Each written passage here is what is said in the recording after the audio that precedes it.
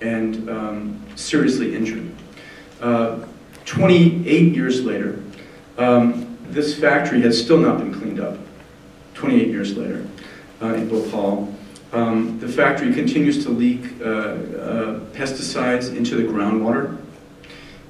Dow, who bought Union Carbide, has never been brought to face criminal charges, even though there's an outstanding warrant for the former CEO of Union Carbide that's extended. And then 100,000 people still suffer health impacts, including what Julie was talking about, is that at the time we didn't realize that many of the toxic exposures that mothers and fathers face get passed down to their children. So we've learned a lot since 1984. We've learned a lot, and the world has changed a lot. And some of the key things we've learned, or some of the things that Julie was talking about, is that we've learned that all people are not treated equally when it comes to chemical exposure, that children in the womb, in the first couple of years of life, are more vulnerable. They are the target species. And that chemical exposures at critical windows of development in the womb, in the first year of life, can have fundamental impact on later in life, around breast cancer and around many, many, many other diseases. And that the dose does not make the poison. It's the timing that makes the poison. And so when the whole framework of toxicology that was operative when Dick Clapp was setting up the cancer registry in Massachusetts was, does what chemical at what exposure might cause cancer in a 170-pound white male? It's not the way the world works. It's about exposure at a very tiny, tiny dose to the developing child. And finally, we learned that we're not just exposed to one chemical at a time, we're exposed to a whole toxic soup of chemicals. And so if we tested kids, or the people in this room, we'd find that we have more than 100 to 200 toxic chemicals in their bodies. We have no idea what the synergistic effects of those chemicals are. If you asked any CEO of any chemical company in the world, will tell me, what's the link between being exposed to asbestos and be exposed to brominated flame retardants or dioxin? They have no idea. And so there essentially is an uncontrolled chemical experiment being conducted by the chemical industry on every species on the planet. And we've learned that this does not protect the infants in the womb. So this was a study, again, this is sort of people's science. The Environmental Working Group studied the cord blood of 10 different women and their kids, and found that those kids typically had over 180 chemicals in their bodies. This is before birth, right? So when we talk about ethics, this is a fundamental violation of human rights at such a deep level. It doesn't matter what religion you come from, but the idea of protecting the sanctity of life and giving people a chance to live their lives and be born toxic-free is a fundamental question of justice. As Julia has said, they've done testing of people. The government's doing testing of people. Center for Disease Control does a test and publishes results every other year. But this was, again, a sort of people study where people were volunteered to get their blood tested to find out the chemicals in their bodies. And it's true, when people find out that they essentially have been trespassed against, they get angry, they get outraged, they get furious, and they want to get involved. The way to make this issue personal is to make it personal. It is personal. And so when you tell people about these chemicals in their bodies, these were nurses, they were doctors, they were health educators, they were firefighters, they were students, and once they learned about these exposures, they got involved in changing policy, in changing practices in the schools. So it's a highly motivating factor to tell people about these contaminants. The other thing that's really we've learned, since you raised the question about climate change, the other thing we've learned in the last 28 years is that the climate is fundamentally out of control. It's a crisis. And the way that we've learned about this up until now is that climate change was seen as the ultimate environmental crisis, that the imagery was this Time magazine image of a bear on the ice packs and the melting and the loss of habitat. More recently, we've seen it as an issue of energy security, or if we move to a renewable energy economy, we'll have green jobs. What's been very, very striking about this is that it's completely missed the health impacts of climate change. The Lancet, which is the most revered medical journal in the United Kingdom, has said that climate change is the biggest global health threat of the 21st century, and that the impacts are going to be felt by everybody, not in our grandchildren's generation, but in this generation. What are the health impacts of climate change? This is what we're learning about now. It's about asthma, increasing asthma. It's about increasing allergies. It's about heat stress. In the summer of 2003 in Europe, 50,000 people died in a 3-week period because of heat wave. That's as many people as Americans died in the Vietnam War. 3 weeks. It's about food insecurity. It's about waterborne diseases. It's about the spread of infectious disease. This winter, dengue fever was in Miami Beach. West Nile virus was in Dallas. As the warmer temperatures as the temperatures get warmer, the mosquitoes that carry these diseases move further north. What did we learn from Hurricane Katrina? This is not happening to future generations, it's happening now. One thing we learned is that the people who are poor and have the least ability to withstand these disasters are the most impacted. The other thing we've learned is that we're completely unprepared as a society. We learned this again in Hurricane Sandy. The hospitals in New Orleans were completely shut down. And so people died. There was no infrastructure. What we learned in Hurricane Sandy was that 7 years later, we haven't learned a thing. Bellevue Hospital in New York Hospital shut down because all of the electrical equipment were on the first floor.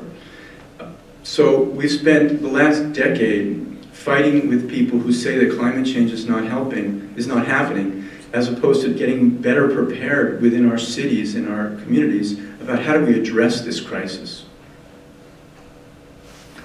So all this is also happening in that as we've been dealing with learning about endocrine disrupting chemicals, as we've been learning about climate change and its impact in health, as we've spent more money than any society on the planet on healthcare, meanwhile, our people are getting sicker. So now the cancer rate for men is 1 in 2, and the cancer rate for women is 1 in 3. The risk of breast cancer has more than tripled to 1 in 7 in the last 40 years. Non-Hodgkin's lymphoma has doubled. Endometriosis, linked highly to dioxin exposure, now affects 10% to 15% of US female population. Asthma rates have doubled.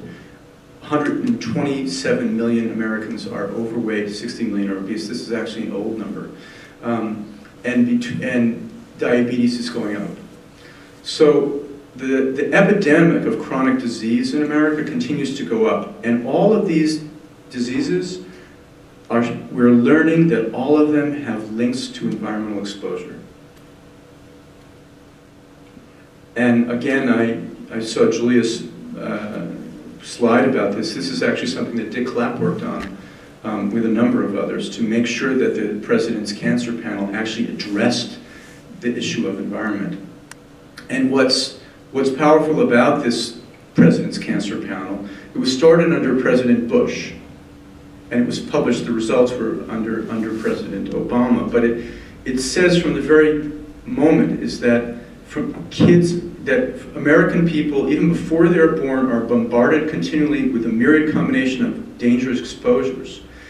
And the panel urges you most strongly, this is to the President, to use the power of your office to remove carcinogens and other toxins from our food, our water, our air, that needlessly increase healthcare costs, cripple our nation's productivity, and devastate American lives. So we're starting to make the connection between the dramatic increases of our healthcare costs, which is a huge issue in our society, and the fact that the environmental exposures are contributing to this epidemic.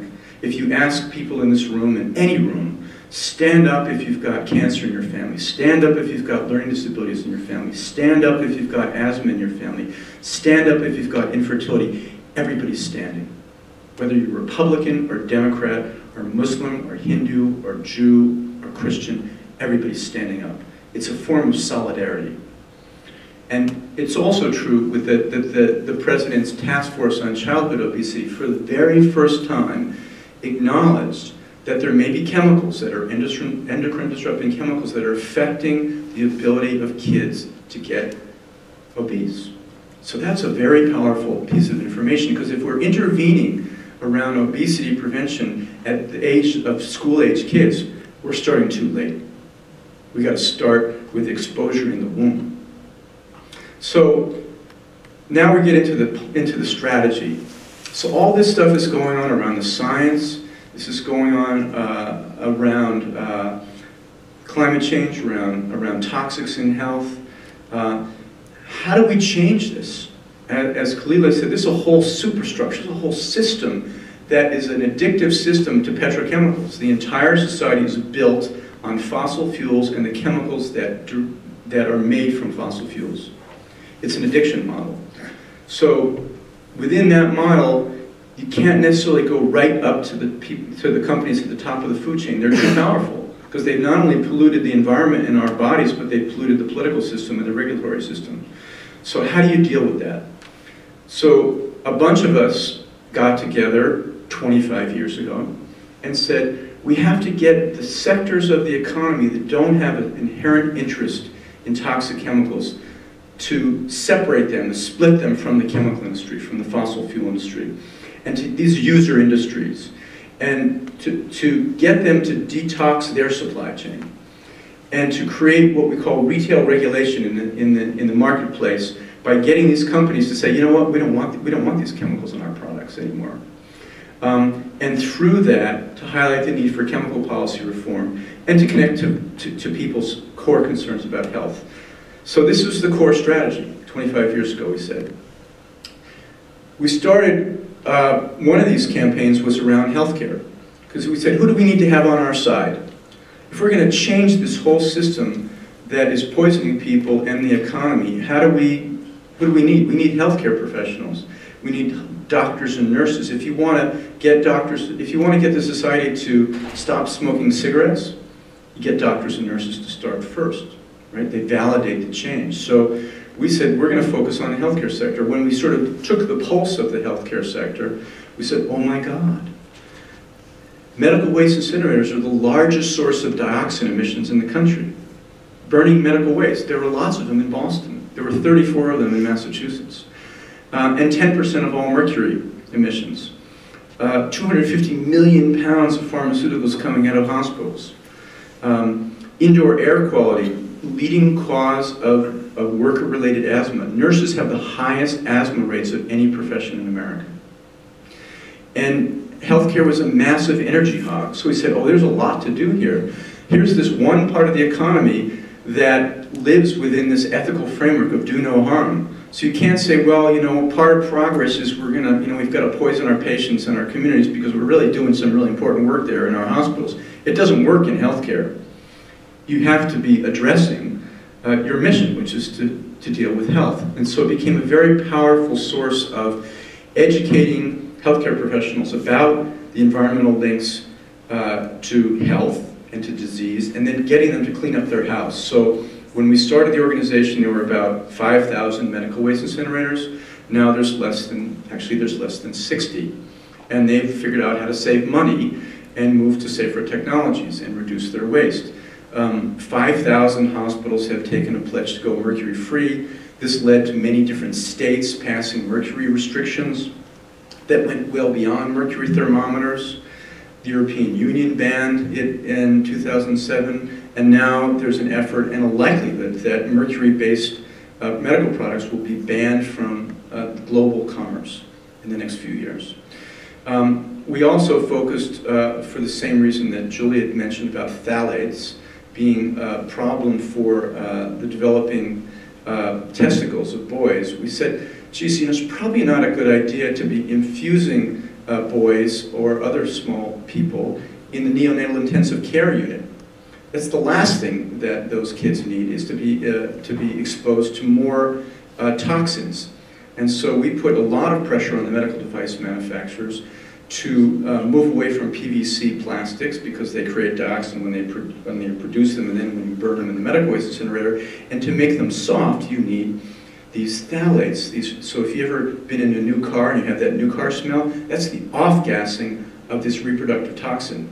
If you ever have been in your shower and you notice that your shower curtain, after a year or two, starts to get really brittle, that means that the chemicals have off-gassed into your bathroom.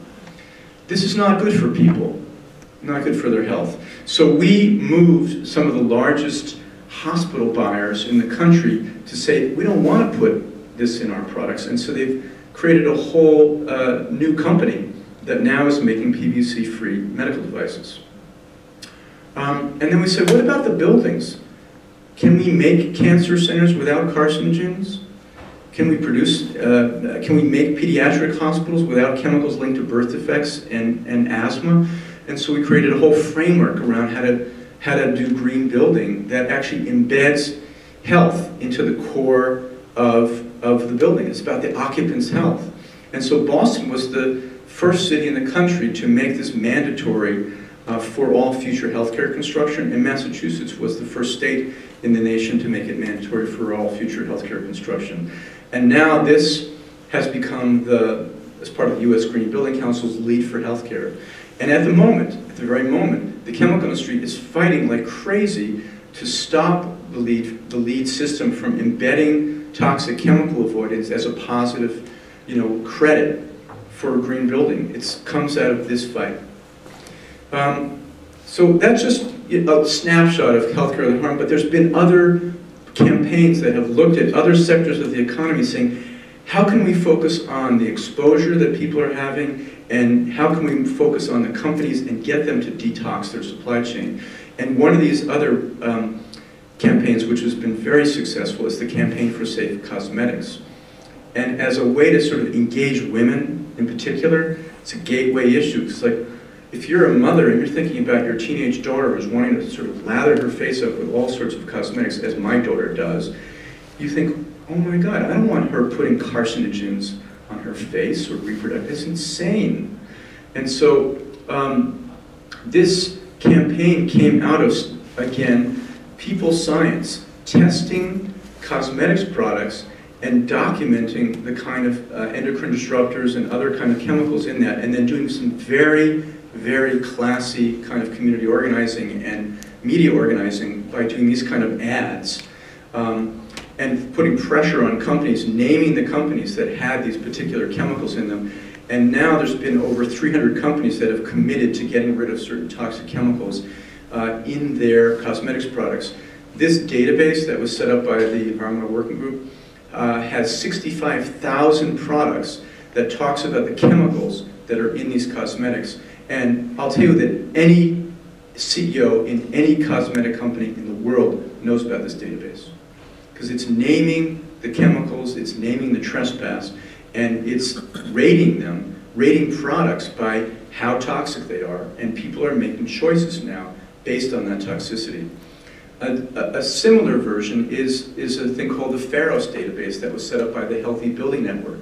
And if you want to go, renovate your home, you can look at this database and say, let's see, if I buy those kind of wall coverings, it's got all these toxic chemicals, and if I buy those, they don't.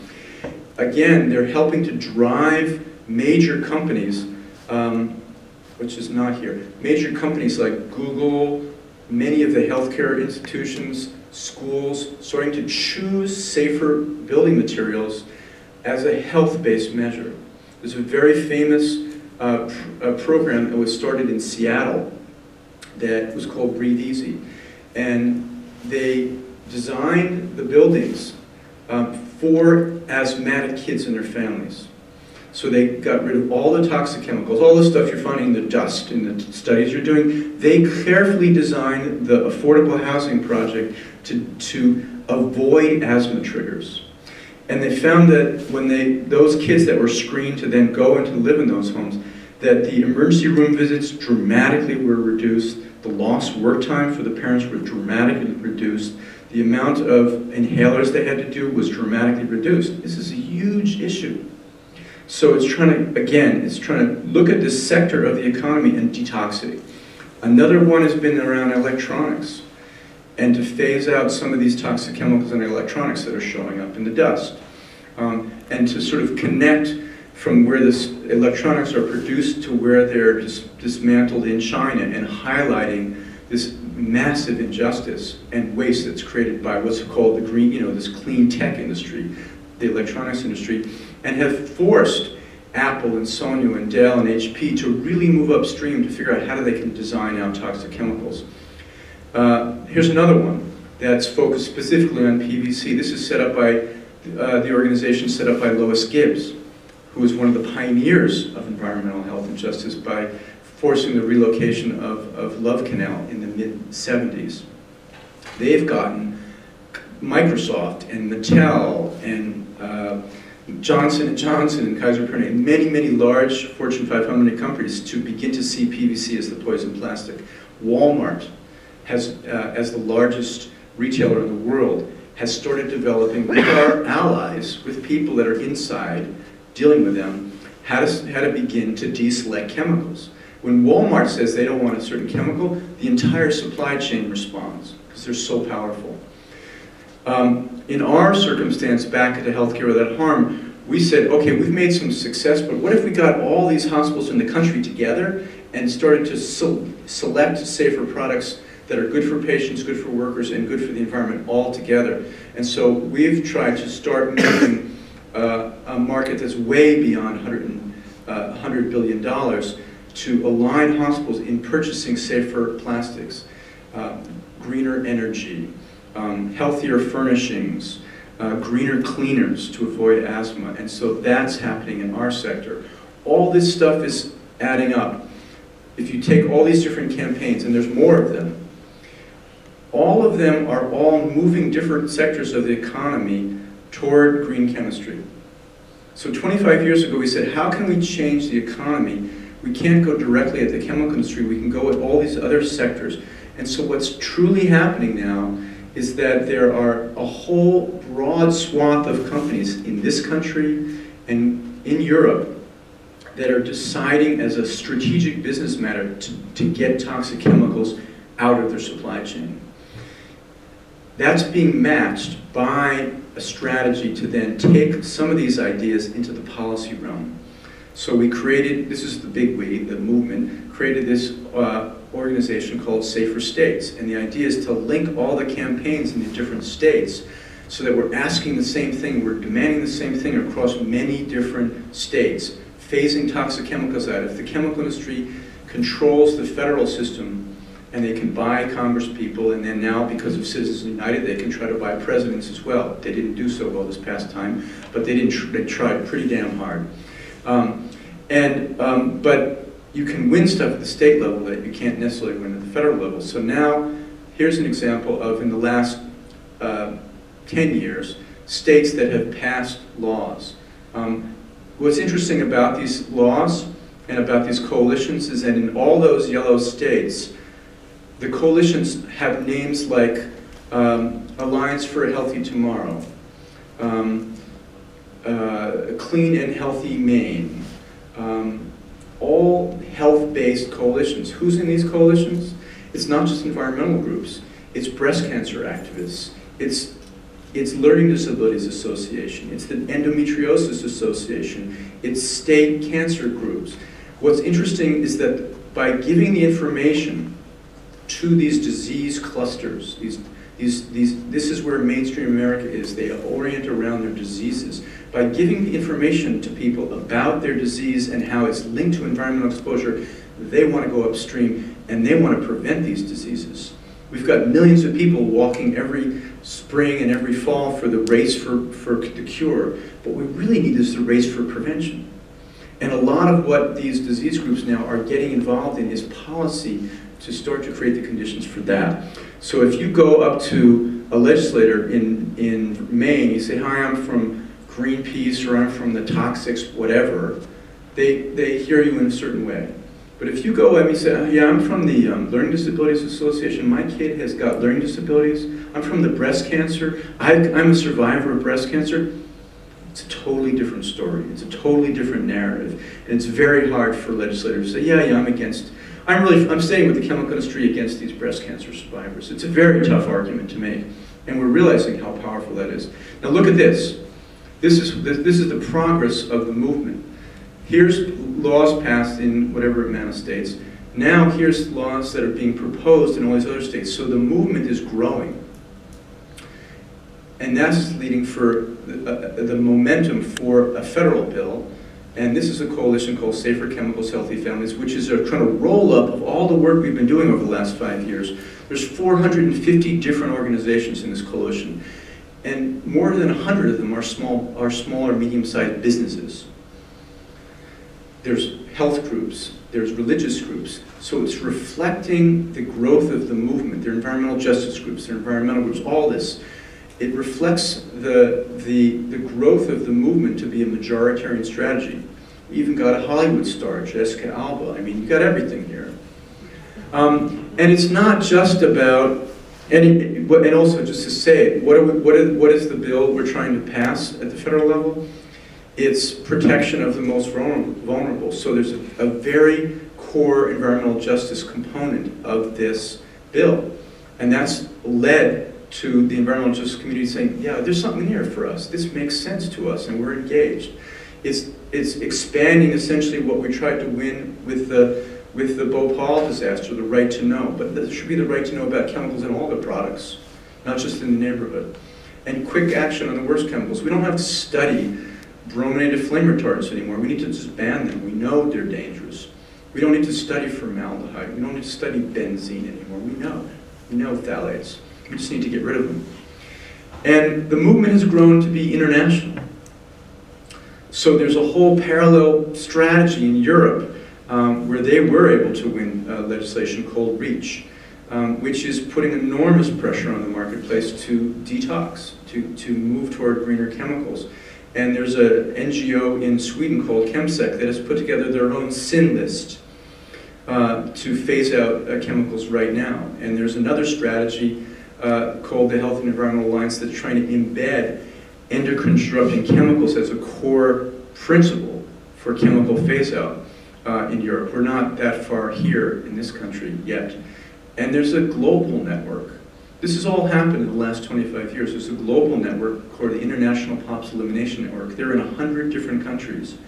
And they were able to win, first of all, a Stockholm Convention. So for the first time, we're banning chemicals at a global scale, including pesticides. And they're supporting projects in many, many different countries. Again, this organization represents a broad diversity of civil society. It's not just environmentalists. So from the time of the Bhopal disaster till today, we've built a global movement, and it's only getting stronger.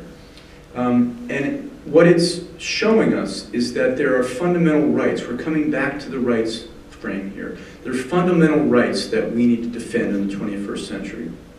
One is the right to environmental health. Every kid has a right to be born toxic-free. Every mother has a right to breastfeed their kid without passing on their lifelong burden of toxic chemicals. Everybody has a right to breathe. Everybody has a right to clean water. And those are fundamental rights. And we can't exercise those rights everywhere now. And so we need to defend those rights in the 21st century. And everybody has a right to health care. Because what we've learned about the environment in the last 25 years is that the reason that many of us are getting sick, the reason many of us are getting cancer and all these other diseases is beyond our individual control. It has to do with the environment and where we live and work and play. It has to do with the food we eat. It has to do with the violence around us. It has to do with the stress. It has to do with the poverty around us. And so you can't say to people, you can't, yes, you're obese and you've got cancer and you've got asthma because of where you live, But no, you can't have health insurance, and you can't get health coverage. That's completely unjust. Yes, you may live in Pakistan, and 20 million people may just have been left homeless because of flooding, but I'm sorry, we can't really cover you. Those days are over. Healthcare becomes a fundamental right on a planet that is stressed in such an ecological crisis. And that brings us back to Bhopal. So rather than wait for Dow Chemical to save their day or the government to stand up for themselves, they set up their own clinic. And that clinic has now provided free care to over 20,000 people in the last 20 years. It's a mixture of Ayurvedic Indian medicine and Western medicine. So they've taken their own healing into their own hands in the way that we've taken science into our own hands, in the way that we've taken challenging the marketplace into our own hands. They've set up this garden, and this garden makes medicines that address the specific health impacts that the survivors in Bhopal face. In some cases, the prescription for some of the people who come to the clinic is, here's a plant. This is how you make medicine out of this plant. You take care of this plant, and this plant's going to take care of you. They've learned that by teaching people how to do yoga, they can help people with the respiratory problems that destroyed their lungs from the gas disaster, and they can help get people off of inhalers. And they've continued to fight for justice. So in the last Olympics this summer, Dow Chemical was one of the lead sponsors in London Olympics. And so the survivors in Bhopal held an alternative Olympics with people that were disabled by Dow, and then highlighted for people in the press globally that Dow Chemical is not the kind of company that should be sponsoring the Olympics. If anything, Dow Chemical and DuPont and Monsanto and BASF have brought us together in a way that we would have never expected, in that the chemicals that run through the blood of people in Bhopal also run through the blood of people in Brooklyn and Baton Rouge and many, many other places. So that we've become all part of the same chemical neighborhood in a very strange way. But it means that we all are in solidarity with each other, trying to defend these fundamental rights we're talking about. And so I'll leave you with this, that we need to have no more Bhopals, and we need to continue to build a global movement for environmental health, environmental justice, and we need centers like this in Northeastern to build the next generation of not only academics, but activists, advocates, to help us change this equation. So thanks very much.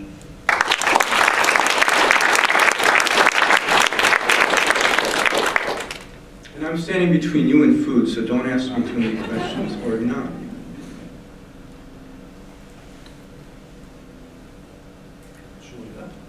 I wonder if you would talk about the regrettable substitution problem. So, like right now, you're agreeing with the Safe Chemicals Act would be a great idea, but Congress is paralyzed. So we're getting these deselections of chemicals, as you call it. How do you know if the DHP-free tubing is okay? You know, we just saw that you banned PBEs and dechlorinated trays, which is probably worse. Yeah.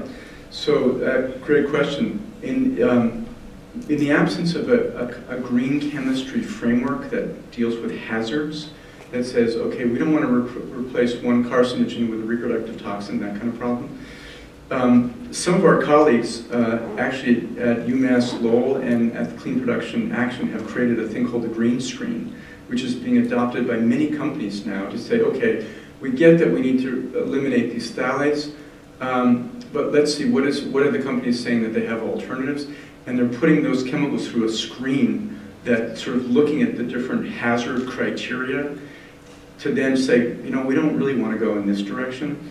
The problem is that the manufacturers, the chemical manufacturers, are just sort of switching one molecule from another and saying, oh, well, here's the newest, greatest thing.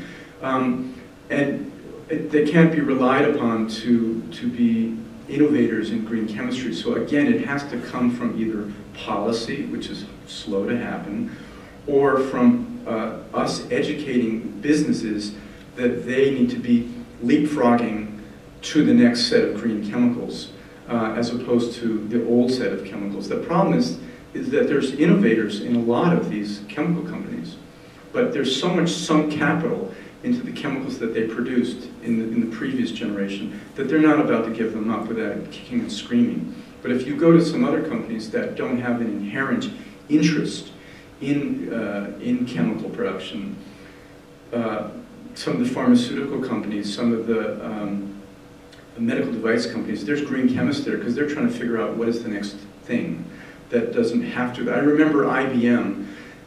We went after IBM years ago with the Silicon Valley Toxics Coalition because they were using trichloroethylene and other chemicals that were blowing a hole in the ozone to clean their silicon chips. And they said, we can't get out of that. I mean, we can't get out of this chemical. This is critical, even though it's contaminating the groundwater. They were the largest emitter of ozone-destroying chemicals in the state of California. It turns out they put some chemists to work and they said, oh, well, if we use distilled water and citric acid, which comes from lemon juice, boy, that does the trick. They saved a fortune. They were no longer an emitter of ozone-destroying chemicals, and they reduced their liability massively by not contaminating the groundwater of people in California. So a lot of these green chemistry alternatives, they're win-win-win. But we don't have enough green chemists out there actually to invent the chemicals that we're creating the demand for. Your chemicals, all the ones that you talked about, if there was a robust green chemistry innovation framework in this country, there'd be all sorts of people looking at, oh, look at those chemicals that Julia just found in the household dust. Let's get on it. But there's not enough money, either from the government or from industry, going into making those safer alternatives. We got to stimulate that as well. Yes, sir. One of the most moving things about all of the presentation and the various chemical analyses that you've presented is about vulnerability. Chemicals that begin to affect even